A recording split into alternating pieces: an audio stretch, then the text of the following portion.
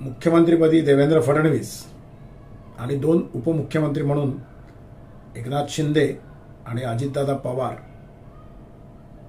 यांचा शपथविधी नुकताच पार पडलेला आहे।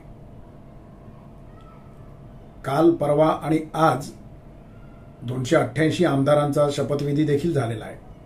आज विधानसभेच्या अध्यक्षांची निवड राहुल नार्वेकर यांच्या रूपाने देखील झालेली आहे आणि त्याच जोडीला मार्कडवाडीमध्ये ईव्हीएमच्या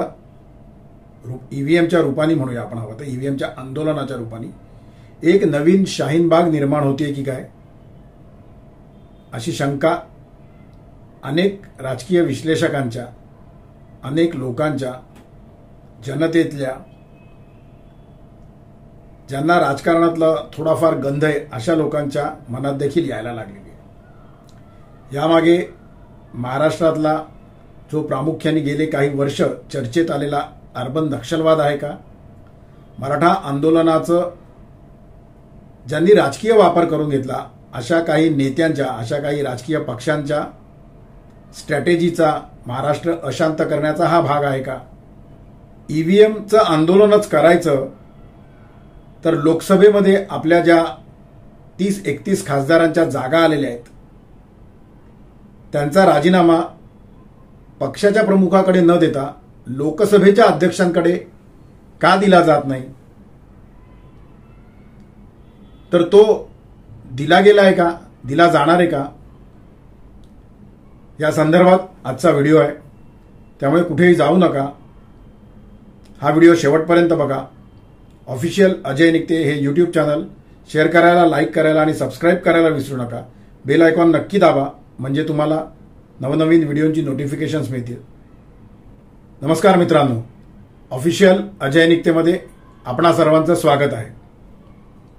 आजचा थंबनेल बघून किंवा आजच्या व्हिडिओचं हेडिंग बघून तुम्हाला थोडंसं आश्चर्य वाटलं असेल। मलाही स्वतःला वाटलं होतं, पण मला आश्चर्य नव्हतं वाटलं। मला आज असं एकदम स्वप्नवत वाटलं।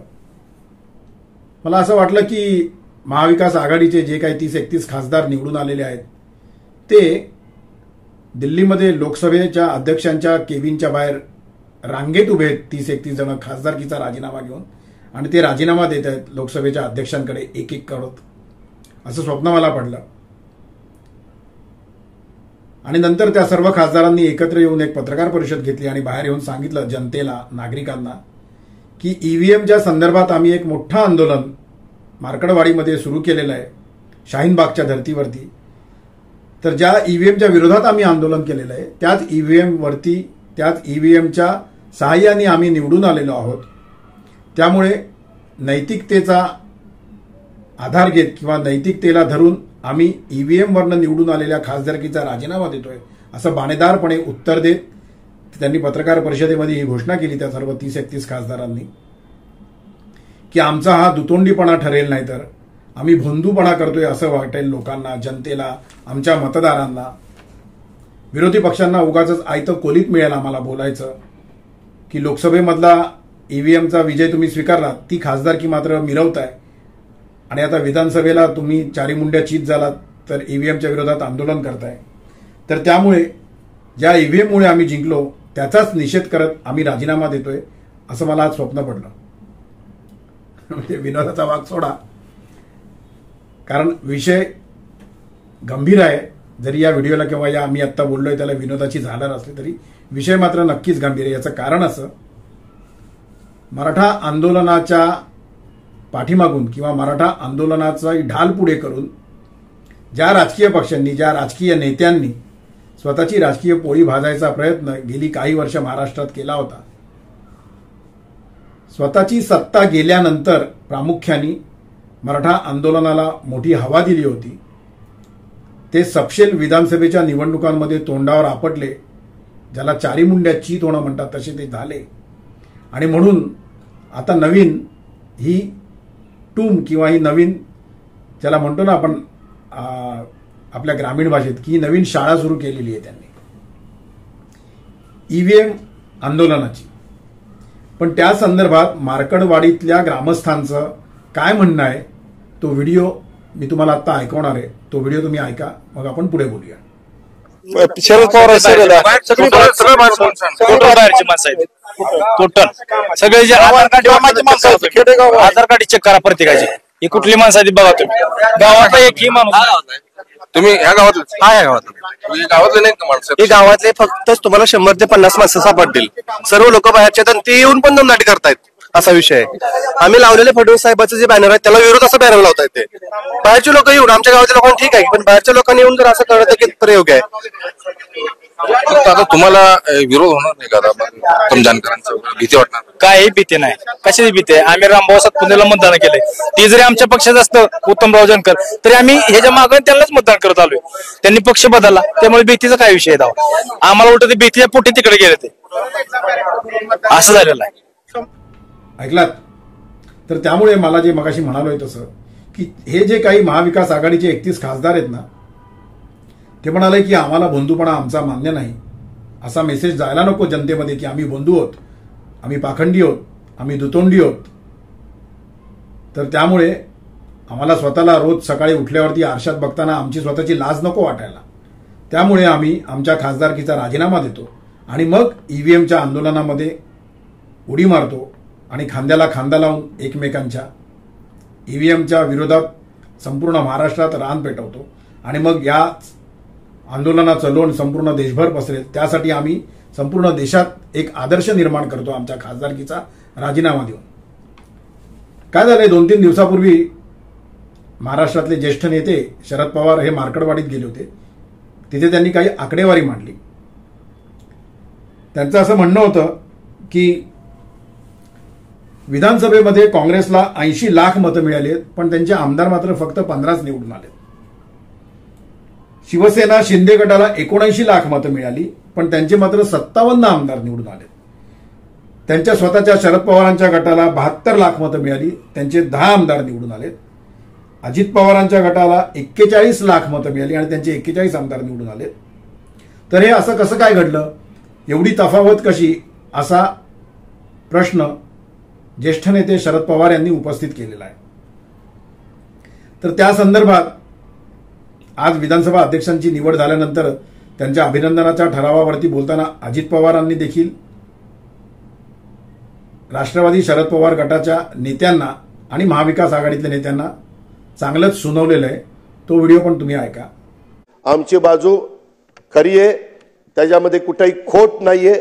जनतेने आमच्यावर विश्वास दिलेला आहे आणि या विश्वासाला आम्ही पण, अध्यक्ष महोदय, ज्यावेळेस 5 महिन्यापूर्वी लोकसभेच्या निवडणुका झाल्या त्यावेळेस महायुतीला 42 पॉइंट काही टक्के मतं होती आणि आघाडीला 43% मतं होती. 0.6% फरक होता, म्हणजे अर्धा टक्क्याच्या आतच. तरी देखील आमच्या जागा किती आल्या? आमच्या जागा 17 आल्या आणि यांच्या जागा 31 आल्या. आम्ही रडत नाही बसलो. ठीक आहे, जनतेचा कौल आहे. तेव्हा ईव्हीएम कसं चांगलं वाटत होतं, तेव्हा गारगार वाटायचं, ईव्हीएम चांगलं वाटायचं. आणि आता गारगार वाटतंय का गरम वाटतंय तर तुमचं तुम्हीच बघा. तर शरद पवारांनी जी आकडेवारी मी मगाशी तुम्हाला सांगितली ती मांडली, त्याला उत्तर देताना राज्याचे विद्यमान मुख्यमंत्री देवेंद्र फडणवीस यांनी देखील आकडेवारी दिली आणि ती आकडेवारी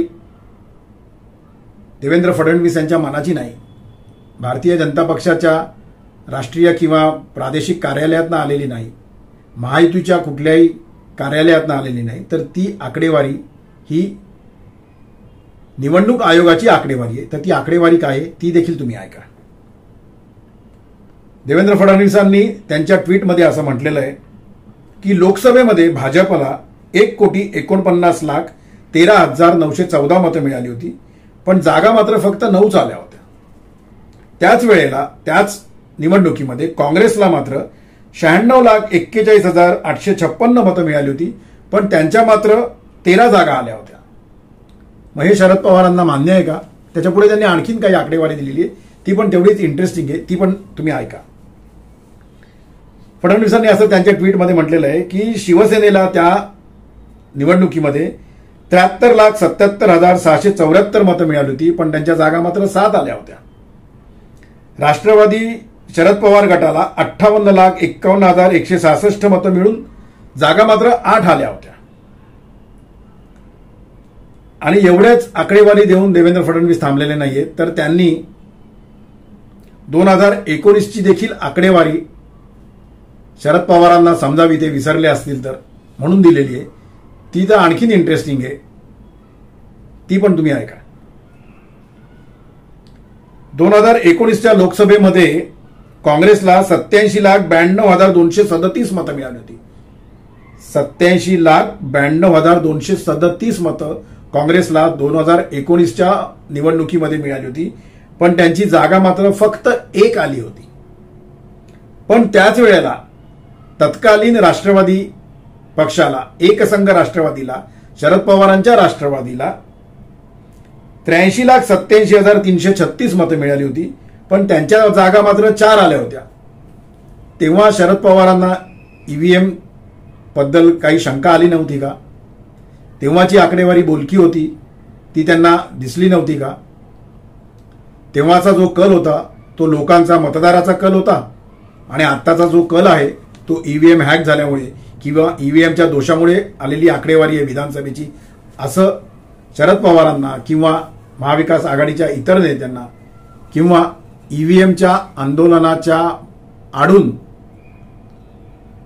सर्वोच्च न्यायालयाने निकाल दिल्यानंतरही ईव्हीएमच्या संदर्भातला हे आंदोलन चालू ठेवण्यामागचा उद्देश हा महाराष्ट्रातल्या गेले काही वर्ष प्रामुख्याने जे सामोरं येते त्या अर्बन नक्षलवादाचा एक भाग आहे का? महाराष्ट्राला अशांत करण्याचा हा भाग आहे का? एवढी थम्पिंग मेजॉरिटी महायुतीला मिळालेली आहे 237 जागांची, आणि जर का 5 वर्ष स्थिर सरकार कुठेही मतभेद न होऊन देता महायुतीच्या तिन्ही पक्षांनी जर का राबवलं, हे सरकार स्थिर चालवलं, तर मग आपल्या महाविकास आघाडीचं काय होणार, अशी एक भीती महाविकास आघाडीच्या नेत्यांना वाटते का? आणि मराठा आंदोलन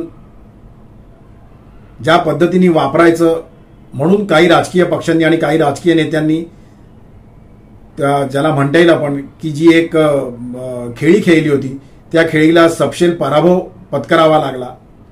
ती खेळी बुमरँग झाली आणि मराठा बांधवांनी देखील महायुतीच्या पदरामध्ये भरभरून मतदान केल्यामुळे महायुतीच्या एवढ्या 232 जागा आलेल्या आहेत. म्हणजे बाकीची कारणं असतीलच महायुतीच्या याला, RSSचं संघटनाचं कार्य असेल, लाडकी बहीण योजना असेल, विकासाची कामं असतील, MSPचा रेट असेल, जे आपण आधीच्या व्हिडिओत बोललो, त्यामुळे मी त्याच्यावरती परत बोलत नाही.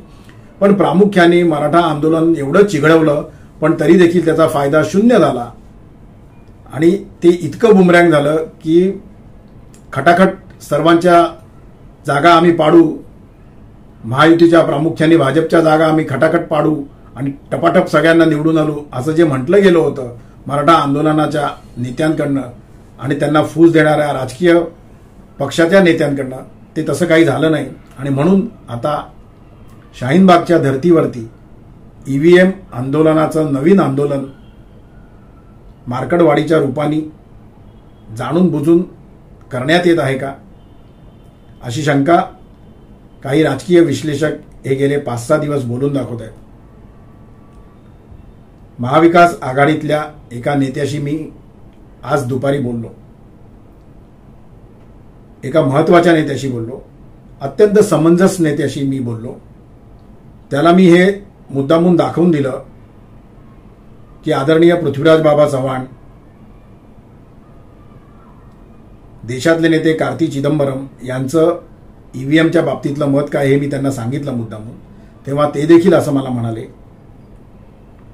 की सर्वोच्च न्यायालयाने निर्णय दिलेला आहे, पृथ्वीराज बाबा चव्हाण यांच्यासारखा नेता, एक सुसंस्कृत नेता, एक सुविद्य नेता जेव्हा ईव्हीएमच्या संदर्भात असं बोलतो की कुठलेही पुरावे नसताना हवेत बोलणं योग्य नाही, ते आम्हालाही कळतं, पण हा महाविकास आघाडीतल्या काही नेत्यांचा निर्णय आहे आणि त्यामुळे आम्ही हे आंदोलन करतोय. मी म्हटलं मग हे मार्कडवाडीतच का करताय, इतर ठिकाणी त्याची लोण किंवा त्याचं हे पसरत नाही चाललेलं अजून. तर त्यांनी दिलेलं उत्तर अत्यंत मार्मिक होतं. मी त्यांना म्हटलं की मग तुम्ही सुरुवात खासदारांचे राजीनामे देऊन का नाही करत आहेत, होऊन जाऊ द्या, 31 खासदारांनी राजीनामा देऊ द्या, ते त्यांच्या लोकमताच्या याच्या म्हणजे त्याला म्हणतो की लोकमताच्या ताकदीवरतीच ते निवडून आलेले, तर ते परत निवडून येतील. तर त्यांनी जे मला सांगितलं की निकते साहेब, हे भाषणांमध्ये बोलायला आणि आंदोलनाच्या ठिकाणी बोलायला सोपं असतं, आम्हालाही माहिती याच्यात काही होणार नाहीये ते, आणि असे प्रश्न आम्हालाही आता विचारले जाऊ लागलेले आहेत विरोधकांकडनं पण, आणि निवडून आलेले जे काही आमदार आहेत, मी काय म्हणतोय ते नीट ऐका. त्यांनी मला असं सांगितलं की निवडून आलेले जे काही आमदार आहेत महाविकास आघाडीतल्या काही पक्षांचे, त्यांनी असं सांगितलेलं, म्हणजे त्यांचं असं म्हणणं आहे की हा दुतोंडीपणा राजकारण करायचं म्हणून शोभून दिसतो, पण मग नैतिकतेच्या गोष्टी करताना हे शोभून दिसणार आहे का? त्यामुळे मी मगाशी जे म्हणालो होतो की आजचं जे मी हेडिंग दिलेलं आहे, किंवा मी मगाशी तुम्हाला जे सांगितलं की मला असं स्वप्न पडलं, तर मी विनोदाचा भाग सोडून देऊया, कारण हा विषय अत्यंत गंभीर आहे. हा विषय फक्त ईव्हीएमच्या आंदोलनापुरता मर्यादित नाहीये. हा विषय फक्त मार्कडवाडी गाव यापुरता मर्यादित नाहीये. ईव्हीएमचं आंदोलन, मार्कडवाडीचं गाव अशांत ठेवणं, याच्यातनं महाराष्ट्रात अशांतता माजावी, कायदा सुव्यवस्थेचा प्रश्न निर्माण व्हावा, याचं लोण राज्यभरात पसरत जावं आणि राज्याला अस्थिर करावं, असा उद्देश काही मंडळींचा, काही राजकीय पक्षांचा आहे का? अर्थात याच्याकडे आपलं गृह खातं नीट लक्ष देईल याची तुम्हाला आम्हाला खात्री आहेच. आजचा व्हिडिओ मी केवळ आणि केवळ या एकाच मुद्द्यापुरता, या एकाच विषयापुरता मी मर्यादित ठेवला आहे. मंत्रिमंडळाचा विस्तार या 2-3 दिवसात व्हायला पाहिजे, तेव्हा आपण आणखीन मंत्रिमंडळ विस्तार या विषयावरती बोलणार आहोत, जसं मी तुम्हाला मागच्या व्हिडिओमध्ये म्हटलंय. तोपर्यंत ऑफिशियल अजय निकते हे यूट्यूब चॅनल शेअर करा, लाईक करा, सबस्क्राईब करा, बेल आयकॉन नक्की दाबा, म्हणजे तुम्हाला नवनवीन व्हिडिओची नोटिफिकेशन तातडीने मिळत जातील. आजचा व्हिडिओ कसा वाटला हे मला कमेंटच्या माध्यमातून कळवा. तुमची कमेंट मी वाचत असतो, तुमचे व्हॉट्सअप मी वाचत असतो, तुमचे व्हॉट्सअप मला येत असतात. त्यातनं तुम्हाला दिलेले मला नवनवीन विषय माझ्या स्मरणात आहेत, त्या विषयांना देखील आपण हात घालणार आहोत. मी जसं तुम्हाला पूर्वी म्हटलं होतं की याच्या व्यतिरिक्त राजकीय किंवा राजकारण याच्या व्यतिरिक्त नवीन विषय घेऊन येईल. मी विचार करतोय त्याच्यावरती की याच चॅनलवरनं ते सुरू ठेवायचे का त्यासाठी वेगळं कुठलं चॅनल घ्यायचंय. तर तोपर्यंत आपलं प्रेम मला जे तुम्ही गेले 3-3.5 महिने दिलेले ते तसंच कायम ठेवा. परत एकदा सांगतो, बेल आयकॉन नक्की दाबा, म्हणजे तुम्हाला नवनवीन व्हिडिओची नोटिफिकेशन्स मिळत जातील. या व्हिडिओच्या कमेंटची मी वाट बघतोय. तोपर्यंत आपली रजा घेतो. धन्यवाद.